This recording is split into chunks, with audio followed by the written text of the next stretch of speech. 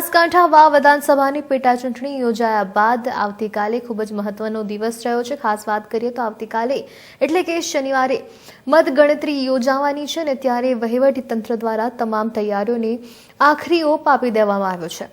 બનાસકાંઠા વાવ વિધાનસભાની પેટા ચૂંટણી તાજેતરમાં યોજાયા બાદ જગાણા એન્જિનિયરિંગ કોલેજ ખાતે શનિવારે સવારે 8 કલાકે તેની મતગણતરી હાથ ધરવામાં આવશે અને જેમાં પ્રથમ કહી શકાય પોસ્ટલ બેલેટની ગણતરી કરવામાં આવશે। ત્યારબાદ ઈવીએમની ગણતરી હાથ ધરાશે।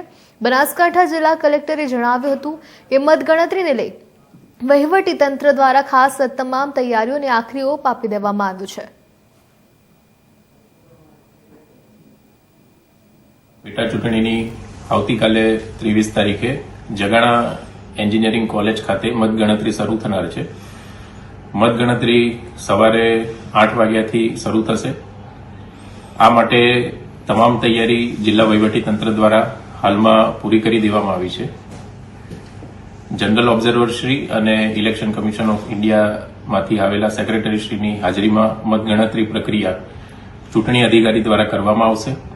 હાલમાં તમામ જે ઈવીએમ છે એ જગાણા એન્જિનિયરિંગ કોલેજ ખાતે 24 અવર સીસીટીવી સર્વેલન્સ હેઠળ અને ત્રિસ્તરીય સુરક્ષા હેઠળ રાખવામાં આવ્યા છે, જેમાં ઈવીએમની સુરક્ષા સીઆરપીએફના જવાનો દ્વારા કરવામાં આવે છે, આઉટર રિંગની સુરક્ષા એસઆરપી દ્વારા કરવામાં આવે છે તથા સમગ્ર પ્રિમાઇસીસની સુરક્ષા લોકલ પોલીસ દ્વારા સંભાળવામાં આવી છે।